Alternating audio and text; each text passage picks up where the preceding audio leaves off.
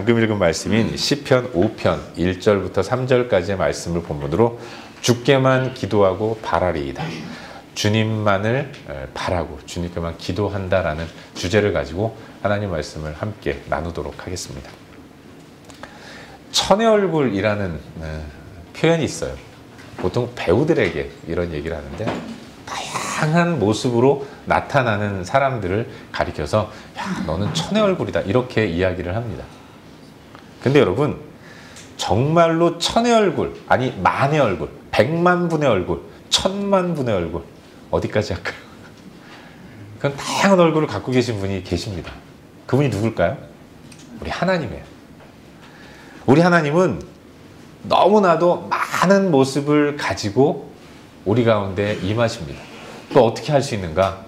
성경을 통해서 알 수 있는 거죠. 여러분 성경은 다양한 장르의 책들이 모아져 있는 책 아니겠습니까? 성경에는 법도 있어요. 성경은 역사도 있고 성경은 시와 노래도 있습니다. 성경은 예언도 있어요. 다양한 글들이 다 하나님을 나타내고 있는 겁니다. 그래서 우리 하나님은 다양한 모습으로 우리 가운데 나타나시고 말씀하시고 주의 뜻을 펼치시는 그런 분이라는 것을 알 수 있습니다. 그래서 여러분 우리는 하나님께만 나아가야 합니다. 천의 얼굴을 가졌다는 것은 다 알고 계시고 다 경험하시고 다 능히 모든 것들을 해결할 수 있는 분이라는 것을 의미하는 겁니다. 인생을 살아가면서 어려움이 많이 있지 않습니까? 그 모든 어려움들 우리 하나님은 나의 어려움들을 다 알고 계신 분이에요. 히브리서 기자는 우리 하나님, 우리 예수님은 우리의 연약함을 체휼하신다라고 표현하고 있거든요. 공감하시고 동감하신다는 겁니다. 우리의 모든 것들을 다 아시는 그분께 나아가서 그분에게 모든 것들을 아뢰는 이런 모습이 필요한 거죠. 하나님은 우리의 모든 상황들을 다 아십니다. 그래서 그분 앞에 나아가 어려움과 또 고민들, 여러 가지 일들을 고백하는 것이 대단히 지혜로운 모습이라는 사실을 믿으시기를 바라요. 하나님의 그 다양한 모습 때문에 여러 가지 풍성함을 누렸던 사람, 성경 속 그런 사람이 바로 다윗이라는 생각이 들어요. 오늘 우리는 시편 5편에 나오는 이 다윗의 시를 묵상하는 가운데 하나님 어떤 분인가를 묵상해 보려고 하는데 이 시는 읽어서 아시고 느껴서 아시겠지만 뭔가 좀 억울한 일을 당해서 하나님께 하소연하고 있는 다윗의 모습을 발견하게 됩니다. 그래서 이 시를 분류할 때에는 탄원시라고 이야기를 하는 거예요. 여러분 탄원이란 무엇입니까? 탄원이란 재판관 앞에 가서 자기 억울함과 괴로운 마음을 토로하면서 좀 알아주시고 나의 억울함을 좀 해결해 주시기를 바랍니다. 아뢰고 기원하는 걸 부탁하고 호소하는 걸 탄원이라고 이야기를 해요. 이 시는 시를 쓴 다윗이 뭔가 억울한 일을 당해서 하나님 앞에 탄원하고 호소하고 있는 내용을 담고 있습니다. 첫 구절부터 나오잖아요. 1절 나의 심정을 헤아려 주시옵소서. 2절 내가 부르짖는 소리를 들으소서. 3절에도 나옵니다. 내가 주께 기도하고 바라리이다. 간절한 마음으로 나 지금 힘들어 죽겠는데 내 이 억울함들 하나님 들으시고 헤아려 주시고 제발 좀 해결해 주십시오. 탄원하고 있는 다윗의 모습을 발견하게 되는 거예요. 여러분 탄원이 억울함에 대한 호소라고 한다면 사실 이 땅을 살아가는 우리들 모두에게는 다 억울함이 한 가지씩은 있어요. 아니 그 이상입니다. 어떤 분들은 책으로 써도 못 다 쓸 만큼 엄청나게 많은 억울함이 있죠. 어떤 분들은 억울함의 연속이라고 그래요.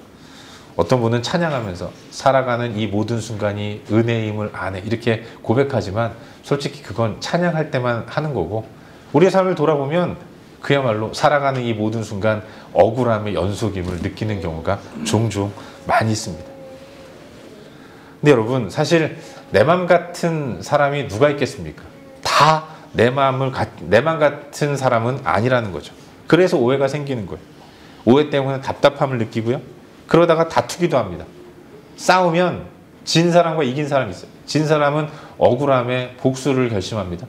이긴 사람은 언제 저 사람이 나에게 복수할지 모르기 때문에 긴장 가운데 하루하루를 살아가는 거죠.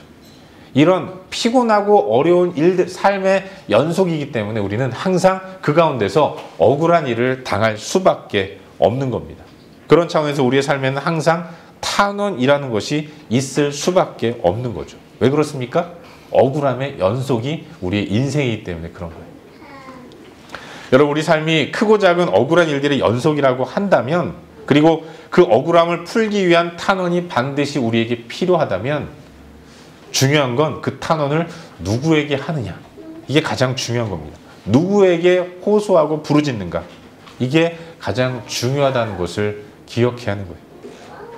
세상 사람들은요, 이 억울한 일을 당할 때마다 탄원의 대상을 나 아닌 다른 사람으로 정합니다. 힘 있는 사람, 능력 있는 사람, 영향력 있어 보이는 사람, 그런 사람들을 찾아다니면서 내 억울함을 호소해달라고 계속해서 이야기하는 거죠. 하지만 우리가 분명히 기억해야 할 것은, 우리 인간은 절대로 탄원의 대상이 아니라는 것을 알아야 한다는 겁니다. 왜냐하면 인간은 다 유한하고 제한적인 존재이기 때문에 그래요. 절대로 완전한 해결을 가져다 주지 못하는 겁니다. 여러분, 왜 탄원합니까? 탄원의 목적은 그냥 위로받는 게 아니에요. 내가 누군가에게 주저주 얘기하면 위로는 받습니다. 하지만 이 억울함을 토로할 때에는 이 답답함을 좀 해결해 주기를 바라기 때문에 탄원하는 거예요. 문제 해결, 이게 탄원의 목적인데, 하지만 안타깝게도 그 누구도 내 이 억울함, 이 문제들을 해결할 수 있는 능력을 가진 사람이 아무도 없다는 겁니다.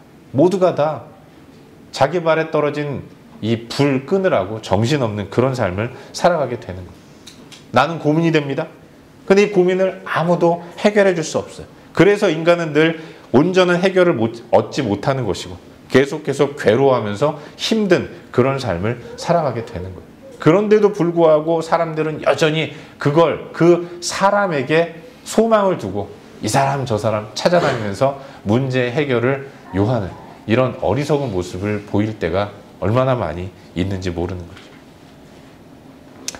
그러나 여러분, 바로 그렇기 때문에 우리 그리스도인의 탄원의 대상은 사람이 아니라 하나님이라는 것을 믿으시길 바랍니다. 성도인 우리는 오직 하나님께만 탄원하는 모습을 가져야 하는 거예요.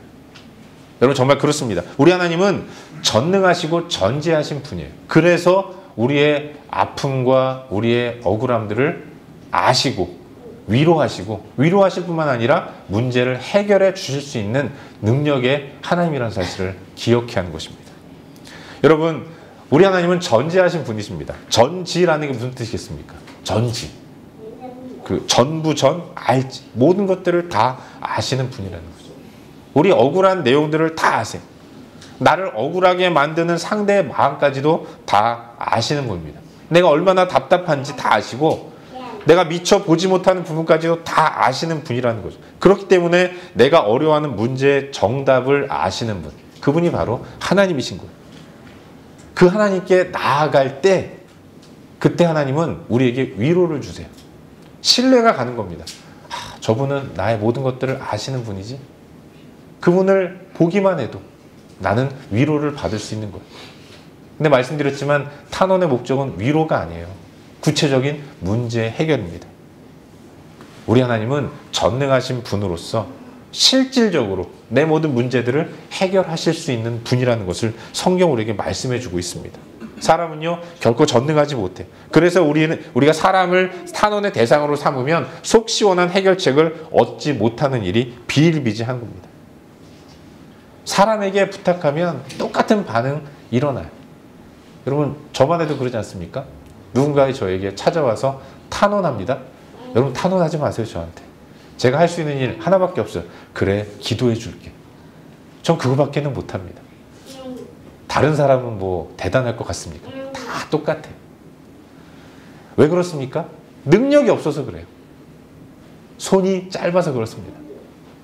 하지만 우리 하나님은 강한 손과 편팔로 우리의 모든 문제들을 붙잡으시고 구체적으로 이 모든 문제들을 실제적이고 그리고 완전하게 해결하실 수 있는 능력을 갖고 계신 분이라는 것입니다. 그래서 우리는 하나님 앞에 나아가 우리의 모든 문제들을 아뢰고 탄원하는 이런 지혜로운 모습을 가져야 하는 거예요. 사랑하는 여러분, 성도의 탄원, 성도가 하나님께 올려드리는 탄원, 그걸 가리켜서 기도라고 얘기하는 거예요. 사실 우린 다 연약하지 않습니까? 내가 연약하기 때문에 억울한 일이 벌어지는 것이고, 또 상대도 나만큼이나 연약하기 때문에 나를 억울하게 만드는 거예요. 모든 사람들은 다 연약한 존재인 겁니다. 우리가 다 그렇게 연약하기 때문에 우리에게는 억울한 일들이 생길 수밖에 없는 것인데, 그 억울할 때 우리가 해야 할 일이 바로 기도인 것입니다. 기도를 통해 마음속 억울함과 속상한 것들을 다 하나님께 아뢰면 하나님이 그 모든 것들을 접수하시고 먼저는 상한 우리의 마음을 위로해 주세요. 만져주십니다. 그리고 더 나아가서 문제의 완벽한 해결을 허락해 주신다는 것. 우린 그걸 잊지 말아야 돼요. 다시 한번 말씀드리지만 성도는 하나님께 탄원하고 하나님께만 탄원하는 사람이 되어야 하는 것입니다. 여러분, 그런 경우 있지 않습니까? 어려운 일이 생기고 억울한 일이 발생하고 괴로운 일 때문에 마음이 상할 때, 그때 사람에게 이야기하면 더 커다란 문제가 생기는 경우가 종종 있는 겁니다. 저도 그렇더라고요. 가끔씩 밖에서 속상하고 억울한 일을 당하면 집에 와서 사랑하는 가족들에게 그걸 이야기합니다. 내가 밖에서 이런 일을 당했다. 그런 말을 할 때는 좀 위로라도 좀 받고 싶어서 얘기하는 거지 않습니까?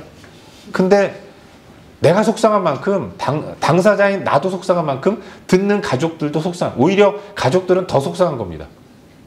내가 그 자리에 있었으면 남편을 위해서, 아빠를 위해서 그냥 뭐라도 해결할 텐데 못하니까 속상한 거죠. 그래서 나보다 더 화를 냅니다. 아니, 그런 사람이 있었단 말이야. 그런 X까지는 아니더라도 억울하고 힘든 마음을 공감하는 겁니다. 근데 여러분, 이게 감정이 올라가면요, 그때부터는 억울한 일을 당한 당사자에게 화를 내는 경우도 있어요. 당신 왜 그거밖에 못했어? 왜 당신은 그런 얘기 해가지고 나까지 속상하게, 이런 얘기를 하는 경우도 있다는 겁니다. 이런 얘기 하니까 저희 집만 이상한 것 같은데. 여러분, 제가 그래요, 제가.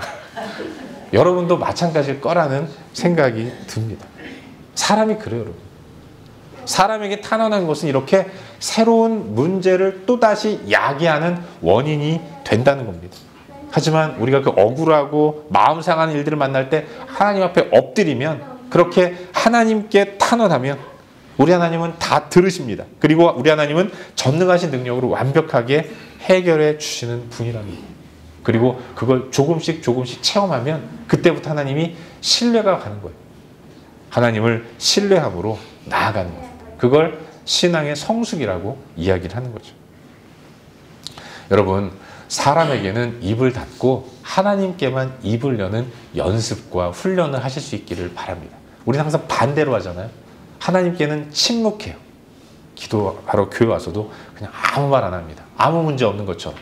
그리고 그냥 예배당 밖에만 나서면 사람들 만나가지고 저 인간이 그랬다, 저놈이 저랬다 이러면서 막 사람들에게 탄원하고 이런 얘기를 하는 경우가 굉장히 많아요. 전문용어로 뒷담화. 이건 굉장히 어리석은 일이라는 거죠. 그래서 뭐 문제가 해결되던가요? 그렇지 않은 겁니다.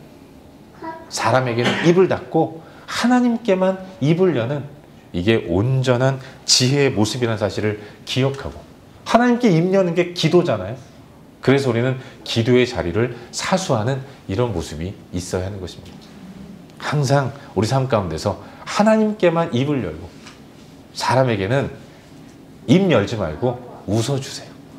얼굴을 환하게 하는 모습을 보임으로 인해서 하나님 앞에 모든 문제를 해결하는 저와 여러분, 우리 모두가 될 수 있기를 주의 이름으로 축원합니다. 근데 여러분, 오늘 함께 나누는 시편 5편은 다윗이 억울한 일을 당해서 하나님 앞에 탄원하는 기도의 내용이라고 말씀드렸어요. 근데 우리가 유념해서 봐야 할 구절이 한 구절 있습니다. 우리 본문 2절 말씀을 함께 읽도록 하겠습니다. 함께 읽겠습니다. 2절 시작. 나의 왕 나의 하나님이여, 내가 부르짖는 소리를 들으소서. 내가 주께 기도하나이다. 아멘. 다윗은 탄원의 기도를 드려요. 하나님께 기도합니다. 그런데 그 부르짖음과 기도를 들으시는 하나님을 다윗이 부를 때, 하나님이 다윗을 뭐라고 부릅니까? 왕. 나의 왕, 나의 하나님. 다윗은 하나님을 왕이라고 고백하고 왕이라고 부르면서 자신의 억울함들을 토로하고 탄원해 달라고 기도하고 있다는 거예요. 여러분, 이걸 통해서 깨닫게 되는 하나님, 우리 하나님 어떤 분이십니까? 하나님은 왕입니다. 기도하는 다윗에게 있어서 하나님은 왕인 거예요. 여러분, 왕은 어떤 존재입니까? 왕은 두 가지 역할을 해요. 하나는 보호합니다. 하나는 통치해요. 왕은 자기 백성을 보호해요. 그리고 왕은 자기 백성을 통치합니다. 왕은 백성을 보호하는 의무가 있어요. 그리고 백성을 다스리는 권리를 가진 존재인 겁니다. 백성은 그런 왕의 보호 아래 머물면서 왕의 통치와 다스림을 받는 사람이라는 것이죠. 다윗은 마음속 억울함을 가지고 하나님 앞에 나아가서 당신은 나의 왕이십니다 고백하고 있어요. 여러분, 왕이 보호하는 역할을 한다면 다윗은 하나님 앞에 나아가서 다른 사람의 공격으로부터 자신을 보호하고 있어요. 다윗은 하나님을 왕이라고 고백하는 가운데 하나님의 통치 앞에 엎드리려고 합니다. 하나님의 통치를 받아 나아가는 가운데 지금 당장 펼쳐진 이 문제, 나를 억울하게 하는 이 문제를 해결하기 위해 노력하는 모습을 갖고 있는 거예요. 자신의 능력으로, 자신의 힘으로 문제를 해결하는 것이 아니라 왕이신 하나님 앞에 내어놓고 하나님이 다스리셔서 하나님의 다스림과 인도하심을 따라서 모든 문제를 해결하고자 하는 이런 마음으로 주 앞에 나아가는 거죠. 다윗이 탄원하면서 기도를 올려드리는 가운데 하나님을 왕으로 부르고 있다는 것. 이걸 통해서 우리 또한 하나님을 왕으로 고백하면서 주의 보호 아래, 주의 통치 아래 머무는 그런 삶을 살아야 한다는 것을 믿으시길 바랍니다. 여러분, 분명히 이 시를 쓴 다윗은 어렵고 힘든 아주 괴로운 상황 가운데 있었습니다. 탄원이 절실하게 필요한 그런 상황 가운데 있었어요. 여러분, 1절을 보십시오. 1절에 보면 나의 말에 귀를 기울이소서, 내 심정을 헤아려 주소서, 이렇게 고백하고 있어요. 여러분, 이 말이라는 것은 소리를 내는 겁니다. 심정은 중얼거리고 묵상으로 혼자서 끙끙대는 겁니다. 사람이 힘들면 말도 안 나와요. 조금 힘들면 말을 하지만 정말로 힘들면 끙끙대는 겁니다. 다윗은 그런 힘든 가운데서 때로는 소리를 내어 부르짖기도 하지만 때로는 말도 못할 만큼 가슴 아파하면서 중얼중얼 끙끙 신음만 내고 있다는 거죠. 그런데 그런 다윗이 하나님을 뭐라고 부릅니까? 나의 왕, 나의 하나님.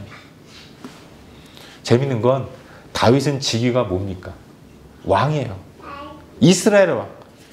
그가 바로 다윗 자신이었는데 그런데도 그는 하나님을 향해서 나의 왕, 나의 하나님이여 라고 부르짖고 있는 거죠.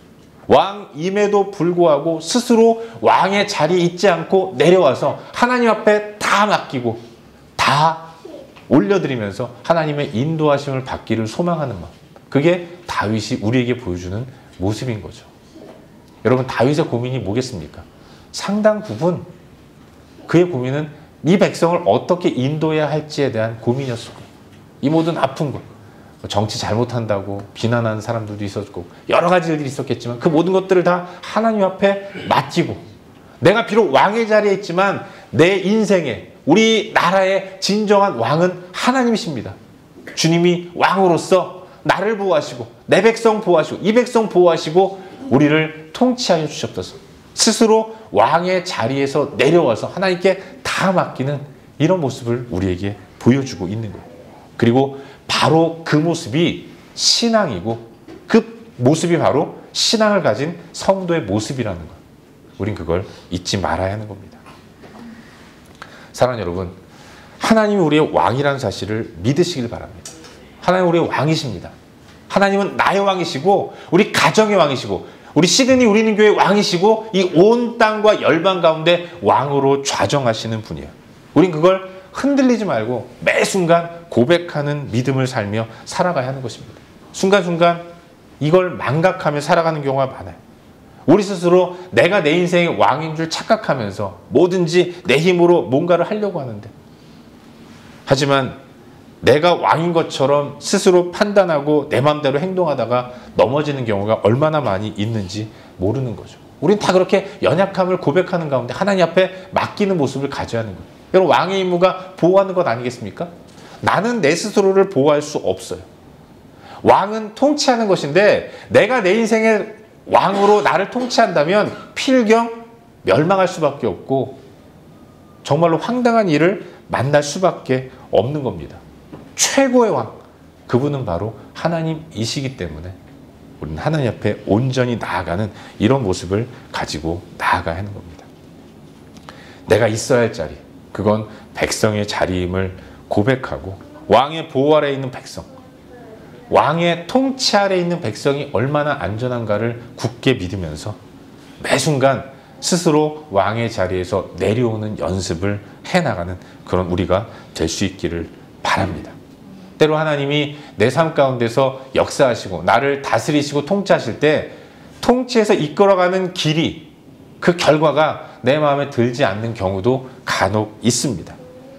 때로는 엉뚱한 명령을 하시는 것 같고 때로는 생뚱맞은 명령을 하시는 것처럼 느껴지지만 그러나 그래도 한번 가보는 거죠.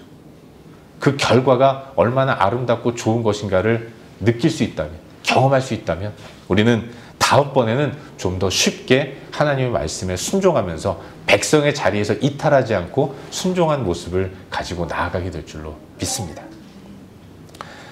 그렇게 우리가 하나님의 은혜를 소망하면서 왕 되신 하나님을 고백하고 왕의 인도를 따라 나아가는 복된 삶을 살 수 있기를 주의 이름으로 축원합니다.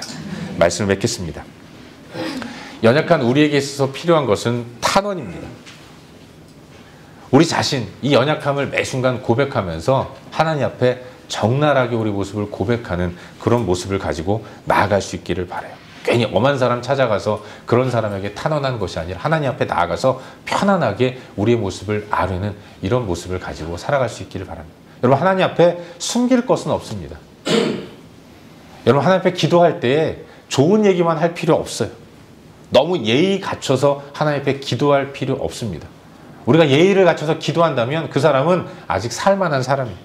지금 당장 죽겠는데, 여러분, 지금 당장 죽겠는 사람에게 뭐 인류 구원이 무슨 이 공감이 되겠고 세계 평화가 뭐 필요 있겠습니까? 나 죽겠는데. 하나님 우리를 다 아시는 분이라는 거죠. 그 주님 앞에 나아가서 있는 모습 그대로 하나님 살려주십시오. 하나님 도와주십시오. 하나님께는요 뒷담화해도 돼요. 안 새 나갑니다. 다른 사람 욕하세요. 제가 어떤 분에게 들었는데 남편이 그 교회를 안 다니는 사람이었어요. 그래서 이 남편이 하도 아내가 바가지를 긁어가지고 운전을 해서 교회까지는 데려다 준 겁니다. 근데 교회당으로 들어가진 않는 거예요. 한강변 근처에 있는 교회를 다녔는데 한여름에 땡볕 내리쬐는 한여름에 아내는 시원한 에어컨 나오는 예배당에서 예배를 드리는데 남편은 그럼에도 불구하고 그 한강 둔치에서 차를 세워놓고 땀 삐질삐질 흘리면서 그래도 교회 안 들어오더래요. 아내가 너무 답답하고 너무 안타까운 겁니다. 저 사람도 함께 예배드리면서 은혜를 받아야 되는데. 근데 여러분 죄송합니다. 그 여자분이 그렇게 기도했대요. 하나님 저 개 XX 제발 좀 예배당 들어오게 해주세요. 이렇게 기도했다고 하더라고요. 아니 혼자서 속으로.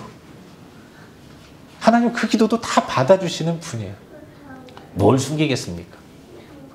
하나님 앞에 우리의 있는 모습 그대로를 다 아뢰고 그렇게 하나님 앞에 나아가는 이런 모습을 가져야 돼요. 그러지 않고 격식 차려가면서 온 우주와 만물의 창조주신 여호와 하나님을 찬양합니다. 이런 분들은 아직 살만한 분들이에요. 그러지 말고 있는 모습 그대로 주님 앞에 나아가 탄원하는 이런 모습이 우리 가운데 있기를 바랍니다. 주께만 호소하는 삶, 주님께만 엎드리는 삶, 사람에게는 입을 닫고 하나님께만 입을 여는 삶, 솔직하게 모든 것들을 아뢰고 토로하는 모습, 그것이 우리의 삶의 모습이 되어야 할 줄로 믿어요. 이번 한 주간 결코 만만치 않을 것입니다. 억울한 일도 많을 거예요. 답답한 일들도 있을 것입니다. 이 모든 것들 하나님 앞에 나아가서 있는 모습 그대로 토로하고 주님 나를 불쌍히 해주시고 해결해 주시옵소서. 하나님께 나아가서 하나님으로부터 문제 해결을 경험하는 저와 여러분 우리 모두가 될 수 있기를 주의 이름으로 축원합니다. 기도하겠습니다.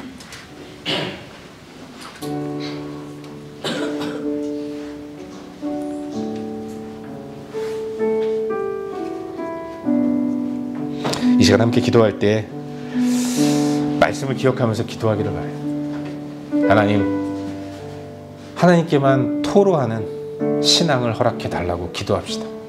여러분, 하나님 우리의 모든 것들을 다 아세요. 우리 억울함들을 아시고 우리의 답답함을 아십니다.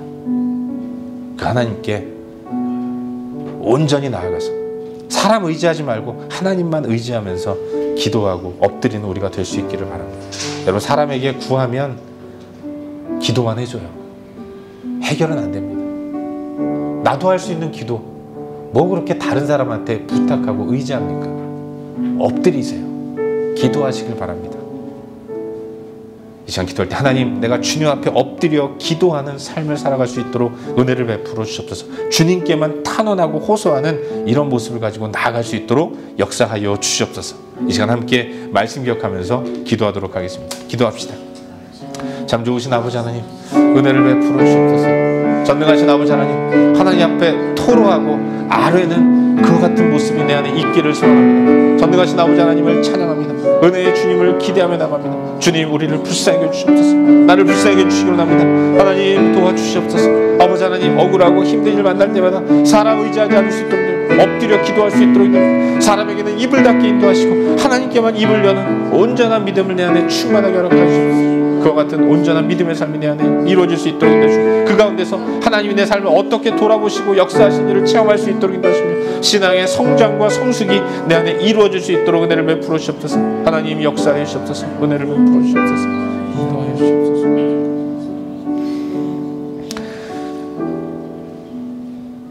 하나님, 이 땅을 살아가는 우리가 연약하기에 늘 어렵고 힘든 억울한 일을 만납니다. 그러나 이 모든 것들을 하나님 앞에 내어놓고 토로하는 믿음을 허락하여 주시옵소서. 사람에게는 입을 닫게 하시고 하나님께만 입을 열 수 있도록 인도하여 주시옵소서. 하나님의 인도를 따라 온전히 살아갈 수 있도록 역사하여 주시옵소서. 모든 것 의탁드리며 예수님의 이름으로 기도하옵나이다. 아멘.